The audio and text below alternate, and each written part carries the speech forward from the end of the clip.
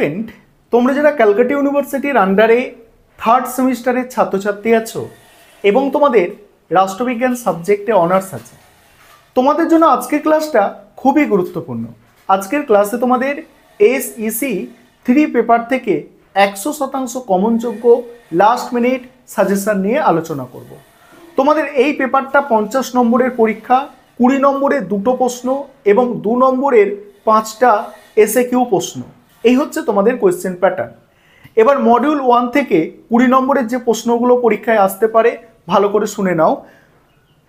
প্রথম যে মডিউল আছে অর্থাৎ মডিউল 1-এ প্রথম টপিক যেটা আছে যে সংসদের সদস্যদের ক্ষমতা, কার্যাবলী এবং বিশেষ অধিকার, এই যে টপিকটা আছে এখান থেকে একটা মোস্ট ইম্পর্টেন্ট প্রশ্ন, সবথেকে গুরুত্বপূর্ণ প্রশ্ন হচ্ছে ভারতীয় সাংসদদের বিশেষ অধিকার ও অব্যাহতি। ভালো করে বিষয়টা বুঝবে যে ভারতীয় সাংসদ অর্থাৎ ভারতে সাংসদ বলতে কাদের বোঝায়? এমপিদের মানে বিশেষ অধিকার এবং অব্যাহতি আলোচনা করো। সাংসদ, ঠিক আছে, অর্থাৎ পার্লামেন্ট কিন্তু নয়, পার্লামেন্টের সদস্যদের সাংসদ বলা হয় অর্থাৎ এমপি বলা হয়। সেই এমপিদের বিশেষ অধিকার অব্যাহতি মডিউল 1 থেকে এই প্রশ্নটা সবথেকে গুরুত্বপূর্ণ প্রশ্ন। তারপরে লোকসভার সদস্যদের ক্ষমতা, কার্যাবলী, এই প্রশ্নটা একটু দেখে রাখতে পারো। ভারতের কেন্দ্রীয় আইনসভার গঠন, কার্যাবলী, এই প্রশ্নটাও একটু দেখতে হবে। তবে এই প্রথম যে টপিকটা আছে মডিউল 1-এ সেখানে সবথেকে গুরুত্বপূর্ণ প্রশ্ন সাংসদদের অধিকার, বিশেষ অধিকার এবং অব্যাহতি। এবারে মডিউল 1-এর দ্বিতীয় টপিক থেকে তোমাদের তৈরি করতে হবে রাজ্য বিধানসভার স্পিকারের ক্ষমতা, কার্যাবলী এবং রাজ্য আইনসভার সদস্যদের ক্ষমতা, কার্যাবলী। কি বললাম? রাজ্য বিধানসভার স্পিকারের ক্ষমতা, কার্যাবলী আর হচ্ছে রাজ্য আইনসভার সদস্যদের ক্ষমতা, কার্যাবলী। এটা ভালো করে করতে হবে। 3 নম্বর টপিক থেকে তোমাদের মডিউল 1-এর করতে হবে জেলা পরিষদের গঠন, কার্যাবলী এবং জেলা পরিষদের সভাপতির কার্যাবলী। আর তারপরে করতে হবে কলকাতা কর্পোরেশনে মেয়র পদের গুরুত্ব, কলকাতা কর্পোরেশনে মেয়র পদের গুরুত্ব, পঞ্চায়েত সমিতির গঠন, কার্যাবলী, পশ্চিমবঙ্গের পৌরসভার ক্ষমতা ও কার্যাবলী। এই কয়েকটা প্রশ্ন, যে কটা প্রশ্ন তোমাদের আমি বললাম, এগুলো তোমাদের মডিউল 1 থেকে করতে হবে। মডিউল 1 থেকে সবথেকে গুরুত্বপূর্ণ প্রশ্ন আবারও বলছি, ভারতীয় সাংসদদের বিশেষ অধিকার ও অব্যাহতি, এটা সবথেকে গুরুত্বপূর্ণ। তারপরে জেলা পরিষদের গঠন, কার্যাবলী এবং জেলা পরিষদের সভাপতির কার্যাবলী, এটা গুরুত্বপূর্ণ। কলকাতা কর্পোরেশনের মেয়র পদের গুরুত্ব, এটা খুবই গুরুত্বপূর্ণ। এবং পঞ্চায়েত সমিতির গঠন ও কার্যাবলী। 4টে প্রশ্ন তোমাদের আমি মডিউল 1 থেকে বাছাই করে দিলাম। এবারে মডিউল 2টা শুনে নাও। মডিউল 2 থেকে কোনগুলো করবে একটু ভালো করে মনোযোগ সহকারে শোনো। মডিউল 2 এর প্রথম যে টপিক আছে সেখান থেকে তোমাদের করতে হবে অর্থবিল পাসের পদ্ধতি। অর্থবিল পাসের পদ্ধতি খুব ভালো করে তোমাদের এটা তৈরি করতে হবে।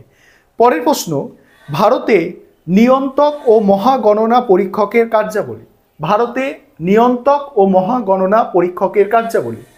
পরের প্রশ্ন, একটি বিল কিভাবে আইনে পরিণত হয়। একটি বিল কিভাবে আইনে পরিণত হয় এর সঙ্গেই থাকবে বিল ও আইনের মধ্যে পার্থক্য।